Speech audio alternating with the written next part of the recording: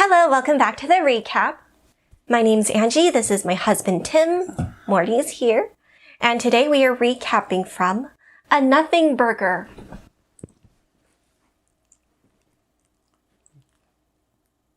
We don't have anything funny to say, because there was nothing.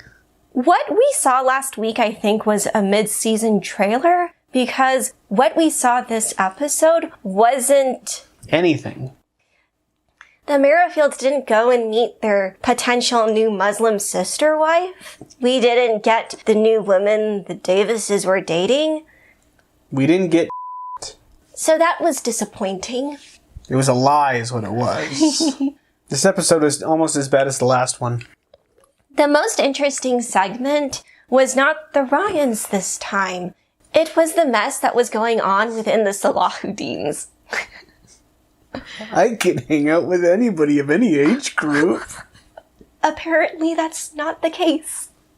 You overestimated yourself, Naeem. Oh, God. Let's run through this real quick. Okay. Seeking Sister Wife, Season 5, Episode 7.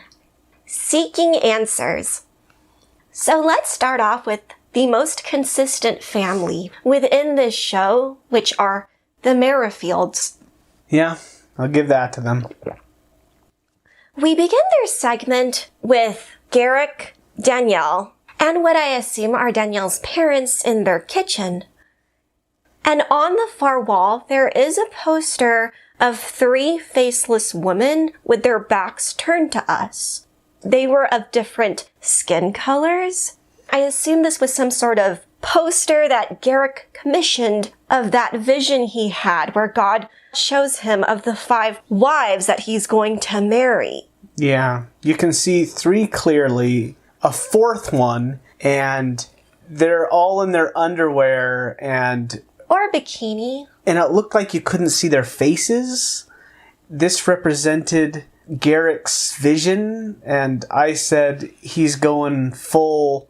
Planeteers. Or Wendy's Kids Club. Where they want someone of each race. Mm-hmm. Which makes sense because on the show we haven't seen him date, unlike Nick, any white women. So that's not his preference. I can't tell if it's more or less racist. Well, but here's the thing. Having a preference in and of itself isn't racist. No, I know. But wanting one of each like you're collecting them? Oh, that's racist. Okay. Okay. That's racist. Aside from Danielle's parents, I can't remember if they were her parents or not because I know that the parents also met Roberta. I think they were also living with the Merrifields for a while. I don't know if these were the same people. I'm too lazy to go back and check. You could just tell that none of them were impressed with Garrick or Danielle's life decisions. Some of these people who are not impressed with the life decisions are the relatives from the first couple episodes, which are Sam and Samantha, Danielle's brother and his wife. They break the exciting news to all 4 of them that they've proposed to this new Brazilian woman that they've only been dating for 4 months and only have met her in person once. And it goes about as well as you'd expect. Yes. Samantha has no words. Garrick and Danielle just say, God spoke to us and we had a confirmation. And then, of course, the relatives are going, you met her for the first time and you're proposing now? And then Danielle says, what is that? It looks like you're giving us a dirty stare. The problem with justifying all of your actions by telling everyone that God told you to do it is you give yourself ultimate authority to do whatever the you want. If anyone disagrees with you, it's immediately... They're not a believer. They don't have enough faith. They're the ones that are weak for not trusting in God, and then they'd be in a better place in life. Which is convenient, you know? That's just so convenient. As much as Sam and Samantha were saying this is a bad idea, you can still tell that they're not trying to make Danielle and Garrick feel bad, which I wish they did. I wish they'd just pull a Jamila where they... Call them out on it. But Samantha was saying to her brother and sister-in-law, well, I know this is what God is telling you, but I just hope it goes well this time. And I'm thinking, even that is too encouraging. At that point, it kind of makes God into an asshole. Sam says, you're underwater. You're not taking any breaths. You're just going deeper in terms of emotional investment. So Sam and Samantha ask if there's going to be a wedding, and Danielle and Garrick say there will be, and then they debate if they should obtain a K-1 visa first, the same way they were trying to do with Roberta, or if they should just get a marriage license in Brazil and then just get the regular marriage visa if Natalia is able to get over to the States. So my curiosity with these people is they're trying to get a bunch of different women. I don't know if Garrick wants some of them to not be in the United States, because as we learned from 90 Day Fiancé, when you bring someone on a K-1 visa, you sponsor them for at least 10 years. I don't know if that's the same thing with a marriage visa. I don't know. But if that's the case, that means he can only marry one foreign woman. Yes, the rest of his exotic women will have to be domestic. Which seems to be the case, considering that preview from last week with the Michigan woman. Yeah. So long, dreams of a French sister wife. She could be a friend. Oh, you're right. I'm sure he can make it work somehow. Garrick does bring up that Natalia has her lawyer degree, and he's hoping that she's able to do something with it, hopefully open up a practice. She'd have to go back to school to learn the American justice system then. Yeah. I know nothing of Brazilian law. Then the topic of money comes up, where the brother and sister-in-law are asking if Natalia's been asking for money. They keep denying that. They do try to defend Natalia, saying she doesn't come from a poor family, which I'm assuming Roberta did, because she was only with them for money. Yeah, she took the money and ran. Smart move. Garrick does say that Natalia's dad has a good job. I'm assuming he's trying to say she's stable. And she was able to go to law school, however much tuition that entailed. And they want to know whether or not he's going to sign a prenup with her. And Garrick acts as if that is an offensive accusation, because God wants them to be together, so therefore a prenup should not be necessary. Which it should be, because as Sam, Danielle's brother, points out, you and Danielle are legally divorced. If Natalia just wanted to be with just you and your horniness leave my sister, then she would have no way to protect her own financial interest. Yeah, but God. Yeah, and Garrick's like, I just really want to obey God. Then he mentions his usual nonsense of, instead of that ectoplasm, he mentions the cloud of Holy Spirit floating over him. Aerated. He describes this cloud of Holy Spirit as laughter and joy overcoming them.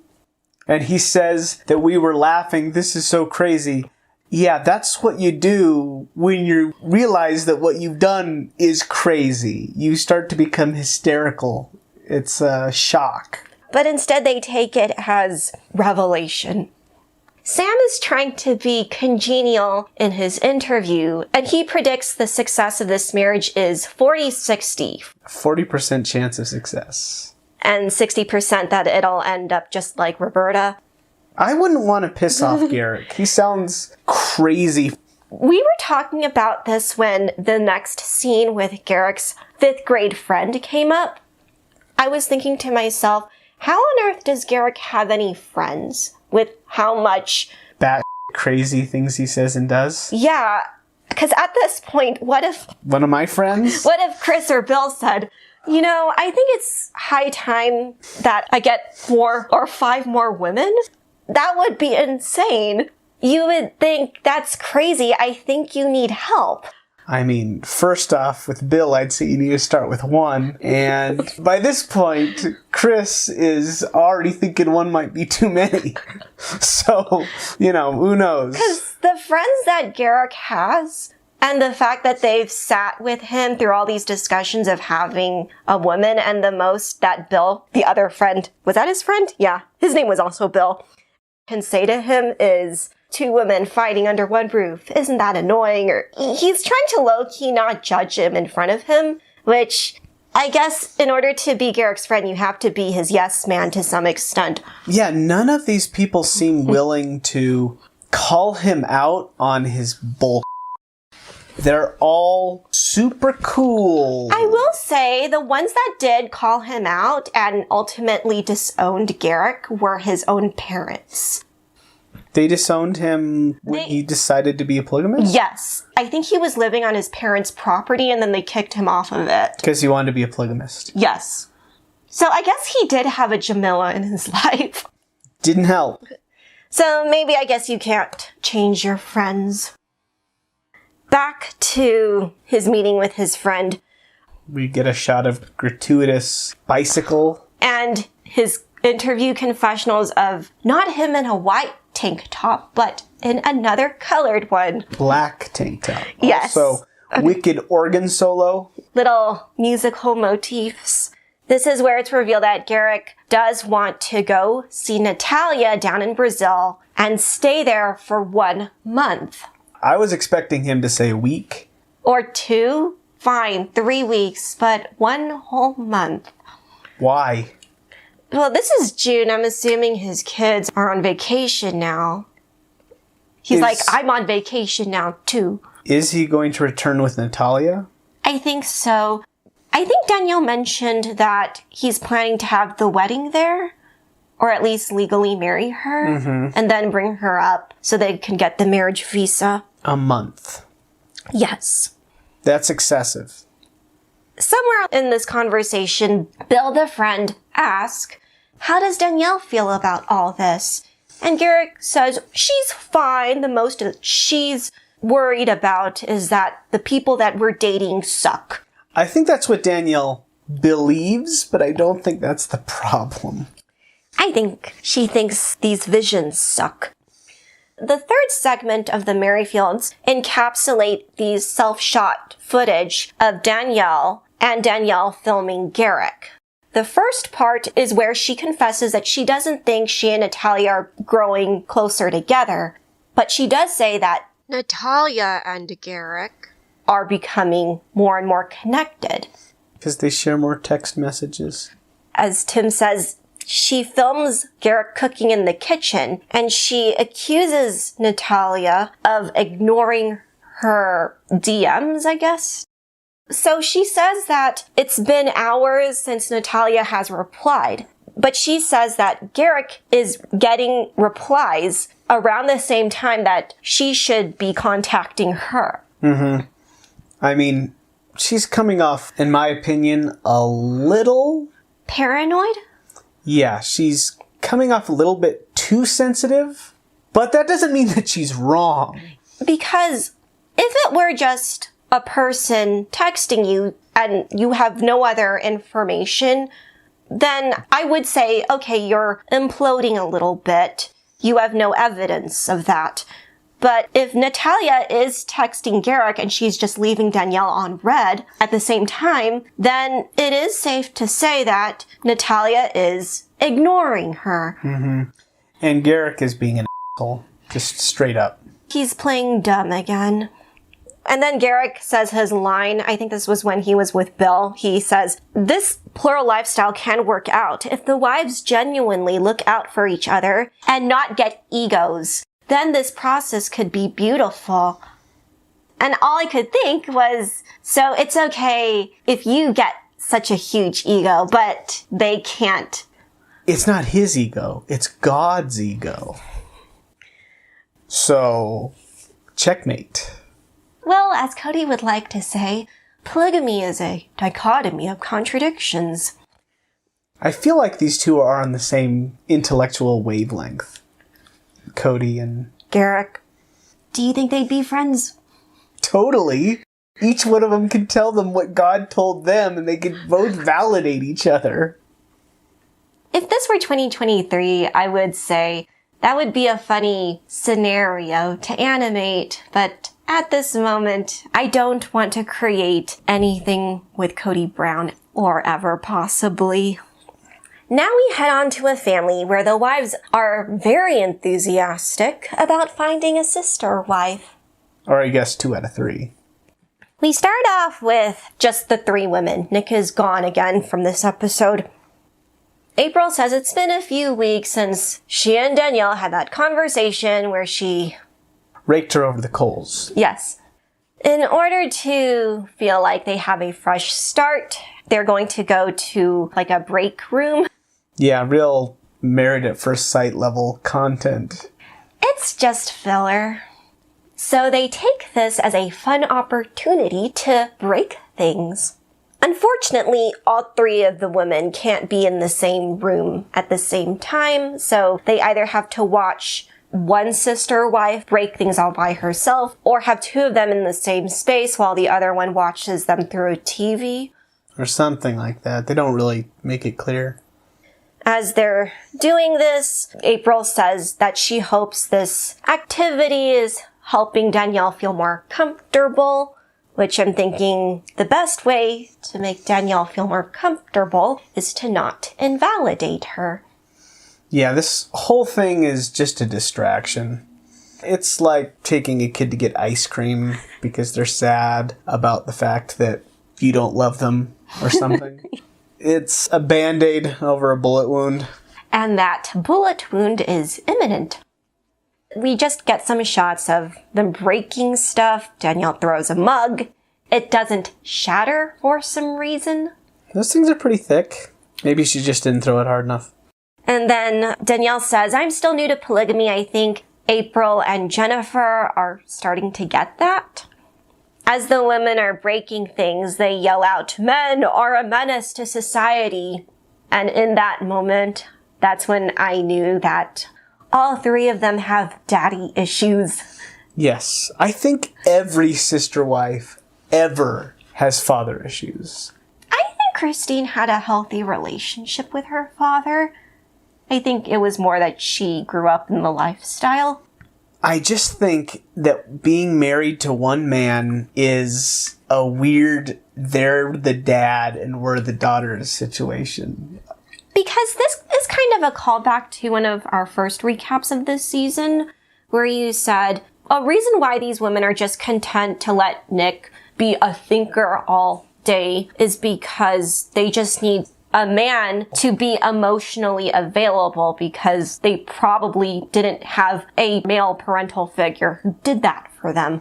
Growing up, they probably had a dad who had a job and made money to support them, or just no dad at all.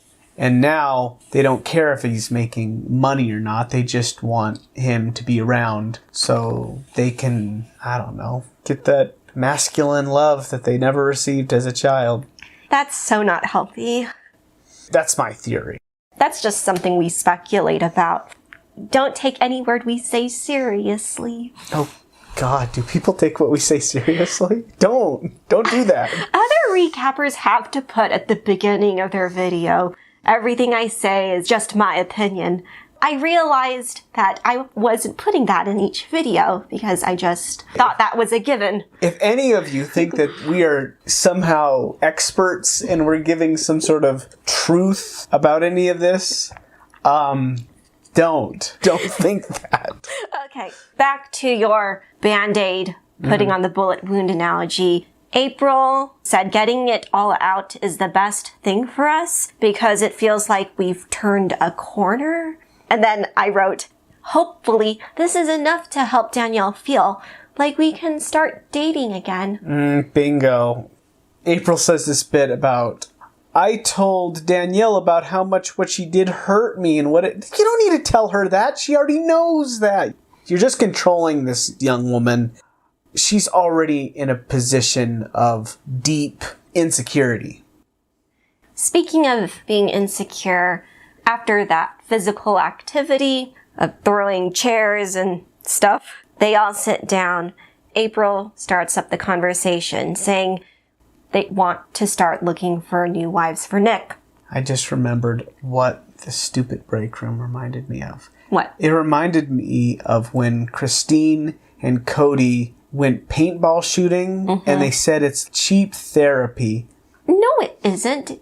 It's similar in the fact that y'all didn't address any of your issues. Yes, you both got to be extremely aggressive, and you got to be pseudo-violent towards each other, but you didn't actually get to the core of what's hurting you? Yeah.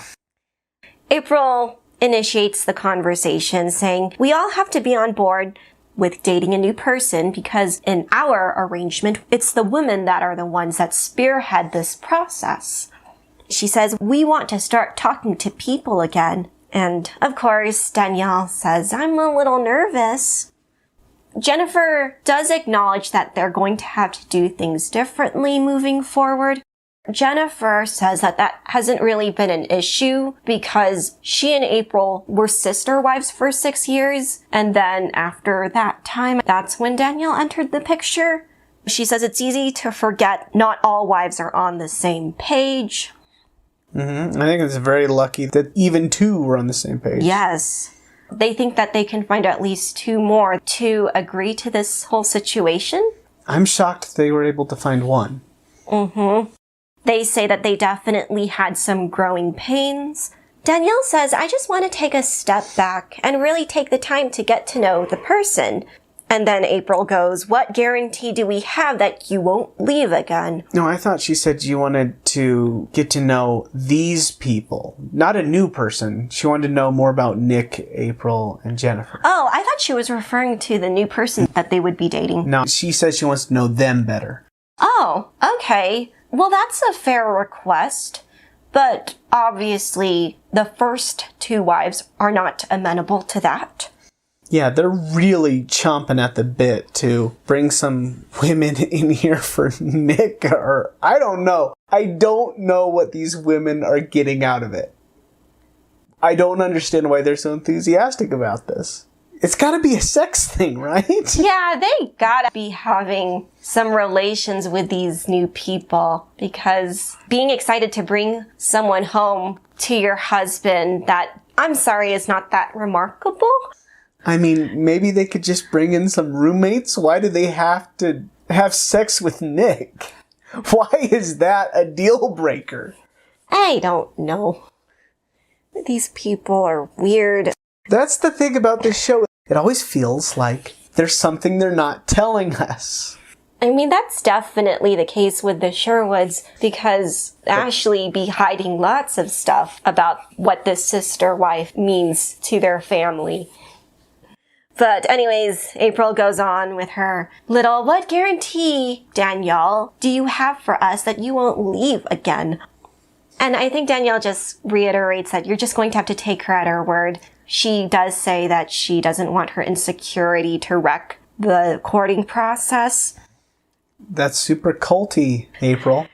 She just says that going forward, she's going to make sure she doesn't let things fester. And she hopes that the other adults in the family do the same for her, that they confront her with things.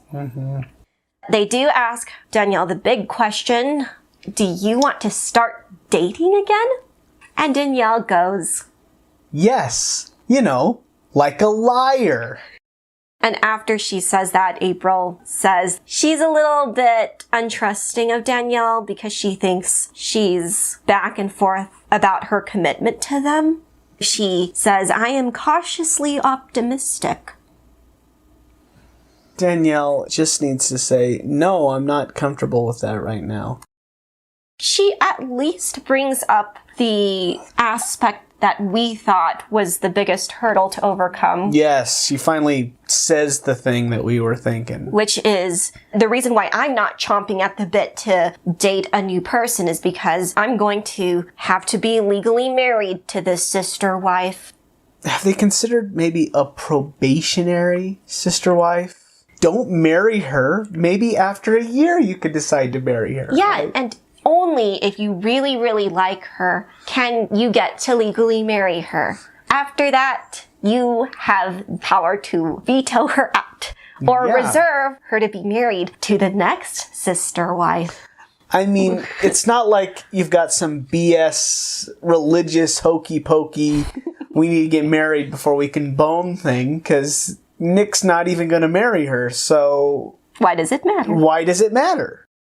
Me and Angie, we know. We should become sister-wife marriage counselors. And that's where we leave the three women. So, if you thought Danielle Davis was too young, wait till you see the date Nyla and Naeem Salahuddin had with Alexus. Technically, Alexus is older than Danielle, but she certainly acted like she was 17. She had real fake ID energy.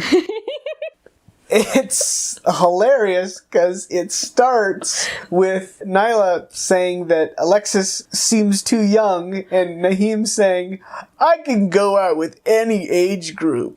Okay, so the Salahuddins were at a pool hall. Billiards. They meet this woman.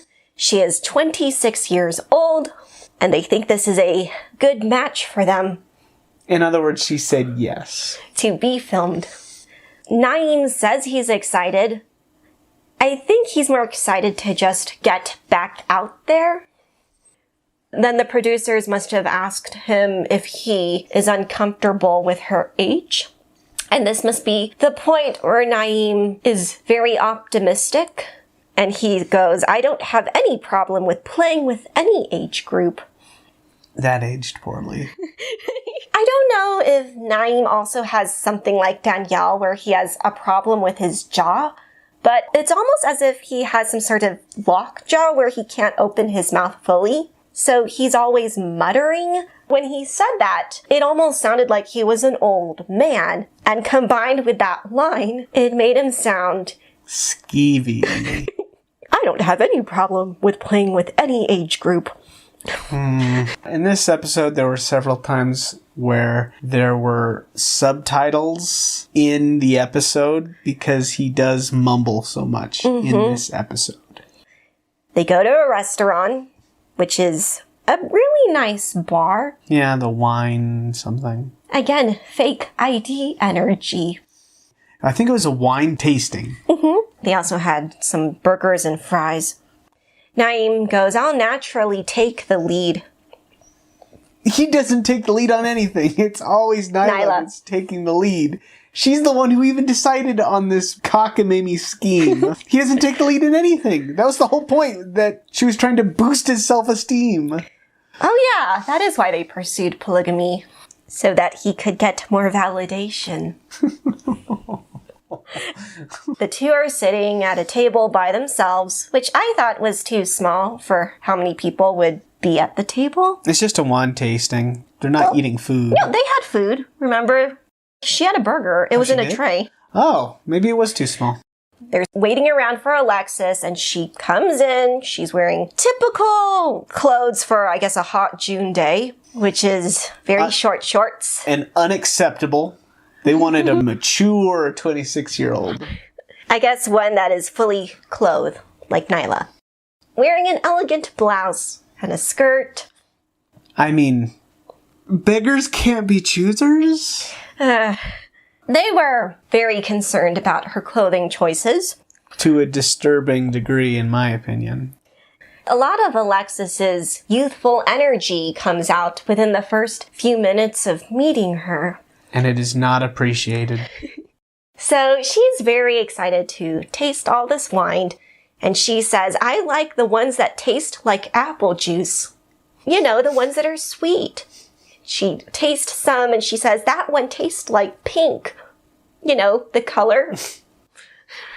And so they sip some more wine. And she goes, yummy, this one tastes like fruit snacks. Naeem is unpleased.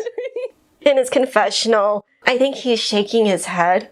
And I'm thinking, well, you asked out a child, so you're going to get a child. I'm kidding. 26 is old enough. It is, but it's not old enough to expect more. Again, this is a beggars and choosers situation.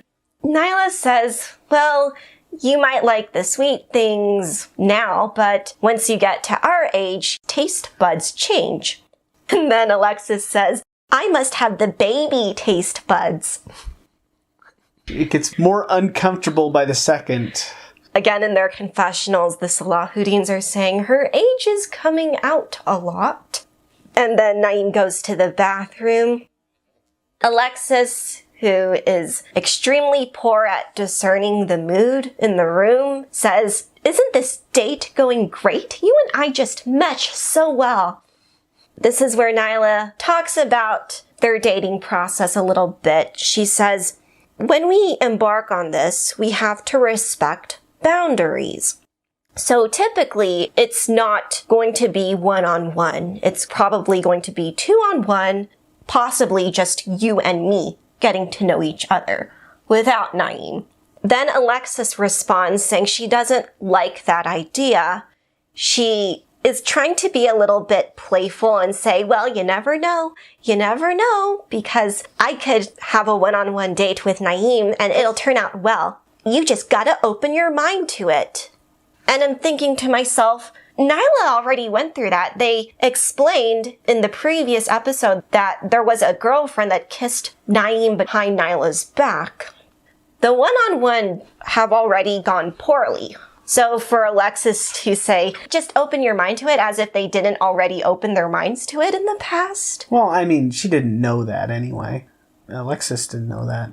This is the thing about polygamy, though, is that it is completely unexplored territory to everyone. There is no established etiquette. Everybody's got their own weird thing going on. We want to date one-on-one. We want to date everyone at once. We believe this, we believe that. And so you got to suss all this stuff out. It's weird how so many people are offended about the fact that they have to discuss it. Like it's normal. This isn't normal. This is weirdo stuff. Well, I think the expectation is that you're going to have a relationship with the people in the family, not just the husband. Mm-hmm. I think that's respectful to say, I want you to have a relationship with the women as well. Mm-hmm. No, I agree. Alexus is clearly saying, we can just be one-on-one with Naim. I can date him alone. That's a little presumptuous, and it is disrespectful. I mean, does she mean never seeing Nyla ever? I honestly don't know what any of these people want from these relationships, so I'm not sure. Well, it's clear that the women who want to pursue this want a best friend. And if the woman is only wanting to date the guy, they're not going to be interested in a friendship with them. I don't understand why anyone would show up to this date. Well, the date isn't going well. So back to the winery. Naim comes back from the bathroom, and Alexus immediately asks him, "What's your take on me dating you one-on-one? Do you think Nyla's wrong?" Naim's on the same page as Nyla. Yes, because he's just antsy to end this date ASAP. He says that he kept kicking Nyla in the shin, like, let's get away from her. This is not gonna work. The only way this situation could have gotten worse is if it was just him and Alexus. Unfortunately, that's not gonna happen. Anyways, but before that happens, Naim says, to answer Alexis's question of dating him one-on-one, he says first he wants the three of them to get to know each other, I guess, equally, before he's ready to be on solo dates. Then Alexus asked a very valid question. What made you want to venture down this path? Very good question. He basically says Nyla brought it to his attention. Alexus then replies, "You were probably thinking it, but she said it out loud." Which I took that to mean you're probably just another average, dirty-minded old man because you were always thinking that. I don't know what I would even do with 2 wives. Angie's too much of a handful already. Like you said, I can't imagine what would lower a man's self-esteem more than 2 women yelling at him. You gotta be some kind of super narcissist to think that you're going to be able to emotionally, financially, and physically support more than 1 woman somehow. And those ones can barely hold it together. How is a guy who's got low self-esteem supposed to do it? It's gonna be very hard. I just don't know how polygamy works. Even the families that we've seen on TV that try to make it work, you find out that they're very authoritarian. I think that polygamist marriages are held together with a complex mesh of insecurities and neglect and mental issues. I think those are what hold the relationship together. I think there's a reason why it's so closely connected to fundamentalist religions, and that's because they demand a high level of obedience. And the more obedience to sacred laws a religion demands, the more of a connection you form to the religion. Polygamy exists in these religions and is only really practiced within these religions because it causes people to become more obsessed with the religions. What you're saying is because almost all of these families are doing polygamy for secular reasons, they are inevitably going to fail.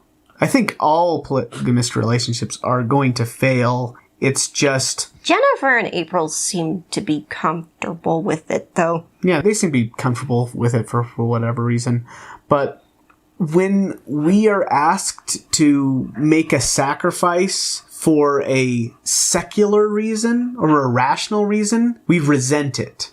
Whereas if we make a horrible sacrifice for a sacred reason, we are proud of the sacrifice.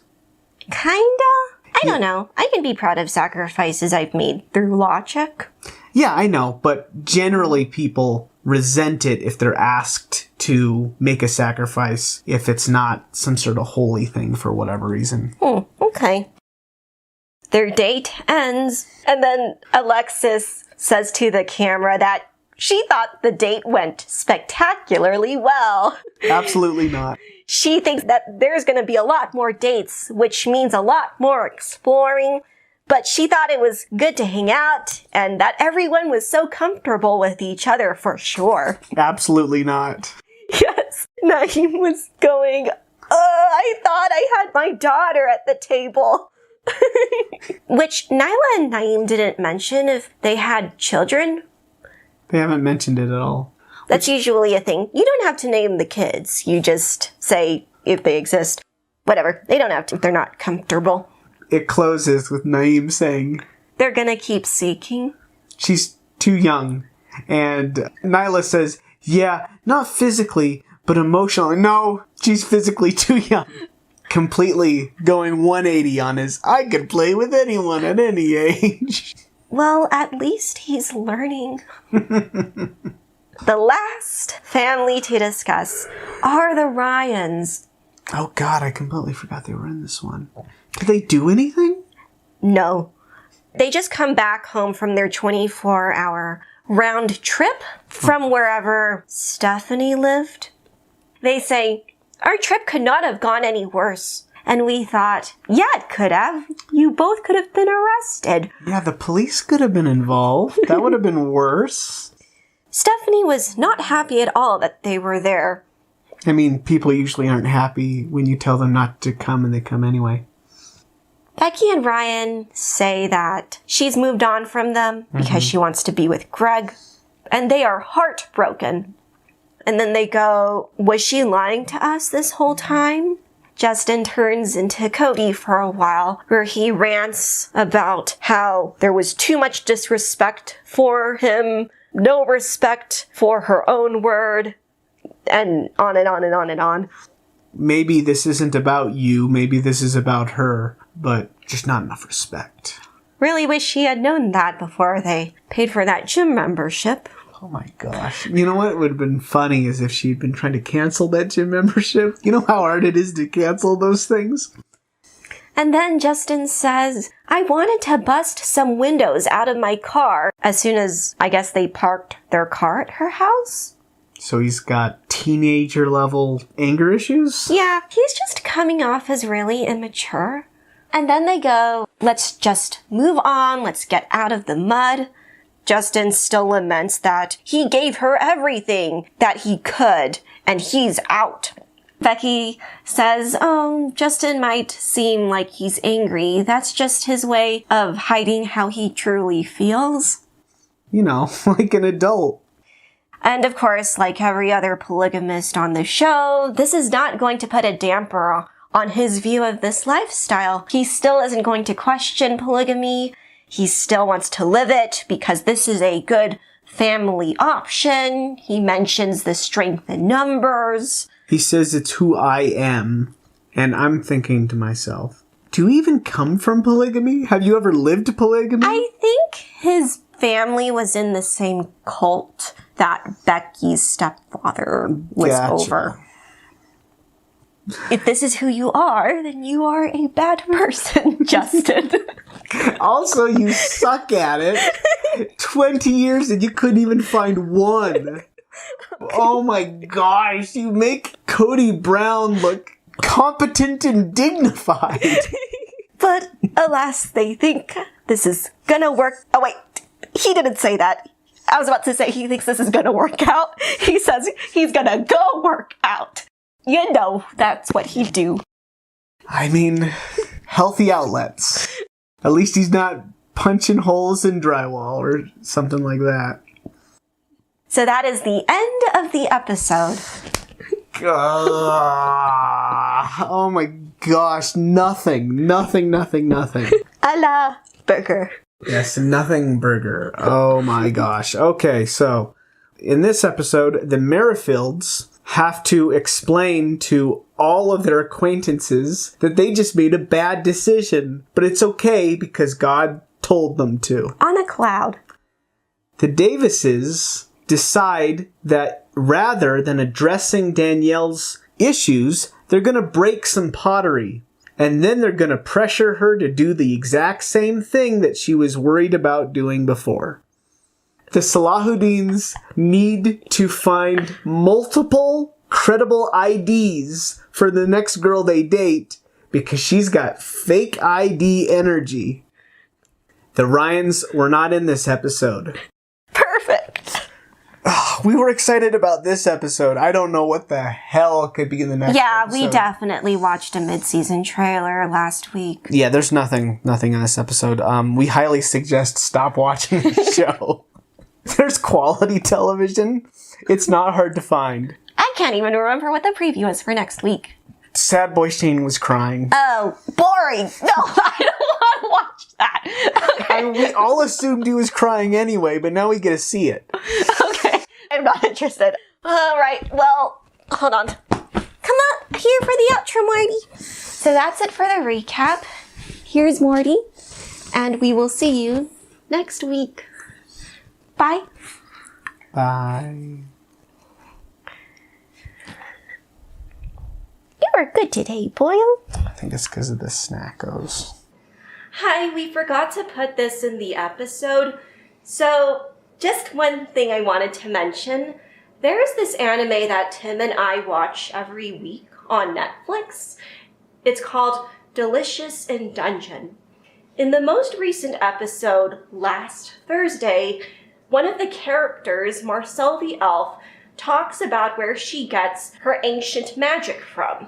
And she explains the plane of infinite energy. And the symbol that they had for it was a red infinity symbol that was on its side inside of an eyeball shape. When that came on the screen, Tim and I just busted out laughing because this is possibly another inspiration Garrick got his jewelry from. Mm-hmm. Okay, that's it. Sorry, random thought. See you next week. Bye. Bye.